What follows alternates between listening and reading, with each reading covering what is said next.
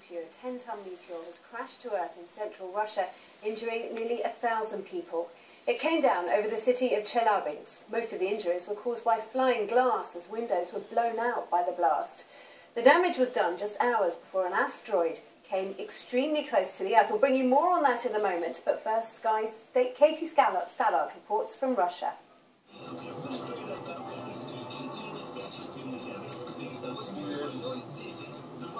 Out of a clear blue sky on the morning commute, what we now know to be a meteor crashing to Earth.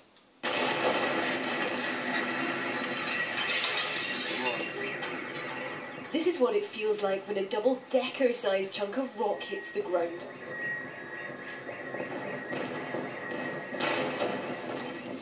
At first, incomprehension, and then the rush to document what was happening around them.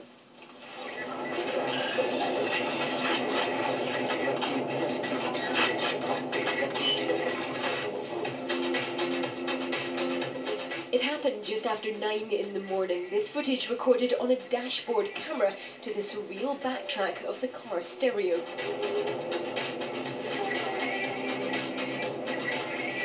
The light from the meteor lit up the sky as it passed overhead. Scientists say it entered the Earth's atmosphere at 33,000 miles per hour.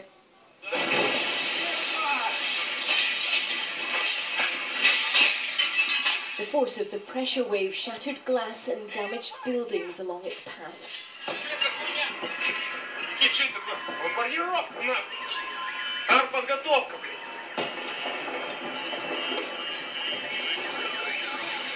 Most of the injured were treated for cuts and bruises caused by shards of glass and rubble, but the emergency ministry said more than 80 children have been injured. 2 adults are in intensive care. A state of emergency has been declared across the 3 affected districts. In this classroom, the morning lesson had just started when the meteor hit.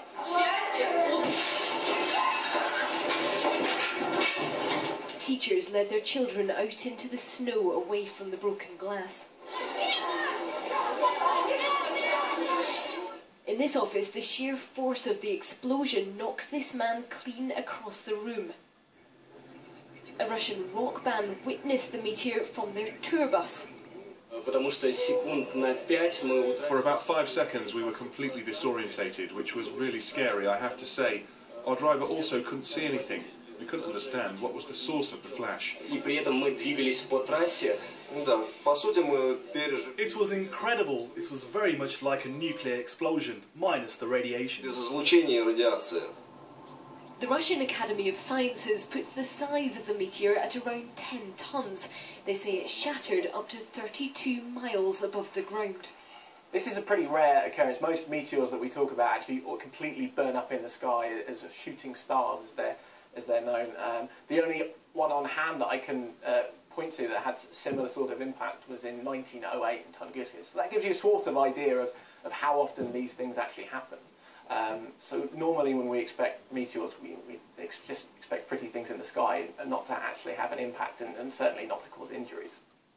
These are the first pictures of what's believed to be the main crash site, an 8-metre crater in the ice in a lake about 80 kilometres from the city centre. Local fishermen called police, who have sealed the area off. The Ministry of Defence here has dispatched a task force to help identify any further crater sites.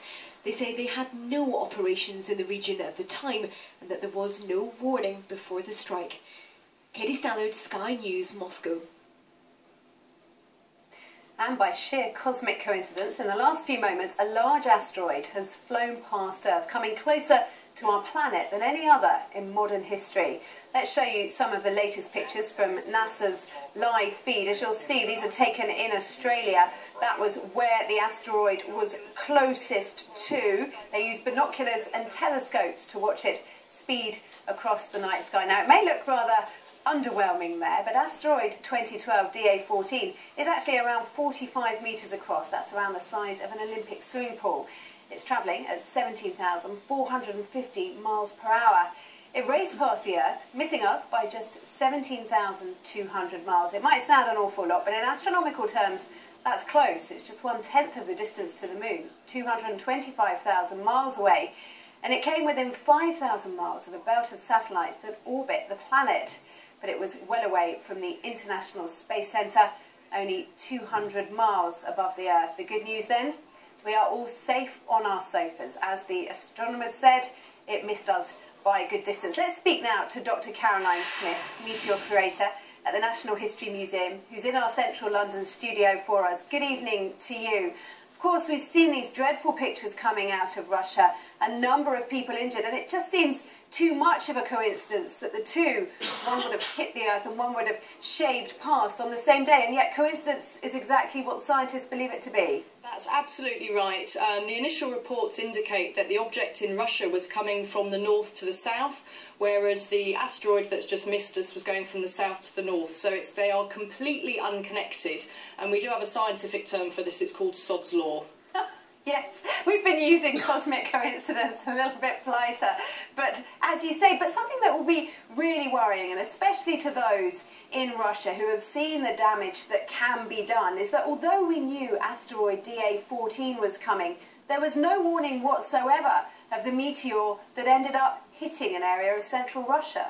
That's right. I know the initial report said that the meteorite that came in over Russia was about 10 tonnes, but I was reading the emails just before I came into the studio, and it could be up to about 100,000 tonnes, which would be an object of about 15 metres across, which is pretty big. But obviously what's happened over Russia is it's disaggregated into smaller pieces, which is what normally happens, luckily.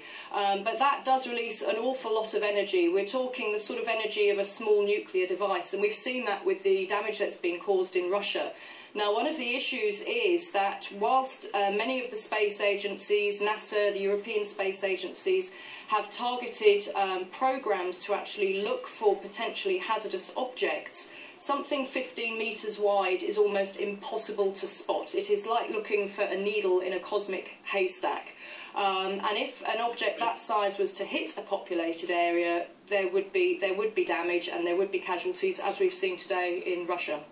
It's a really sobering thought, isn't it? Statistically, how likely are we to be hit by something of the size of the asteroid that thankfully shaved past us all this evening? Well, it's a bit, it is a little bit of a hand-wavy estimates that often we do with this sort of work. But the sort of figures are given of something of this size maybe about every 100 years or so. And the last large object, as one of your previous correspondents said, was in 1908 over Siberia. So we're sort of, we've just had the 100th anniversary of that. But the more objects that we actually see coming in like this, and we've seen all the fantastic, quite spectacular footage from Russia caught on people's security cameras, on webcams, videos from the fronts of cars. We're seeing more and more of these large fireballs, so we're actually able to get a much better idea of the likelihood of these large objects hitting the Earth and indeed potentially hitting a populated area and causing problems. So if the astronomers do manage to work out that one is coming towards us, that we are likely to get hit, is there anything that can be done about it? Well, it depends on how much warning we have and how large the object is. There are programmes by the European Space Agency and NASA looking at ways that we can mitigate, we can lessen the chance of a catastrophic impact happening on Earth using various technologies, some of which are quite innovative. But the real thing that we need to do is make sure that we can see these things, that we have targeted programmes looking for these potentially hazardous objects. But to be honest, now if there was one coming that was going to be a real problematic, there's not much we can do at the moment. So, but I'm not losing sleep over it. Well, if you're not, then I'm not either. And thank you very much, Dr. Caroline Smith, for filling us in with that as well.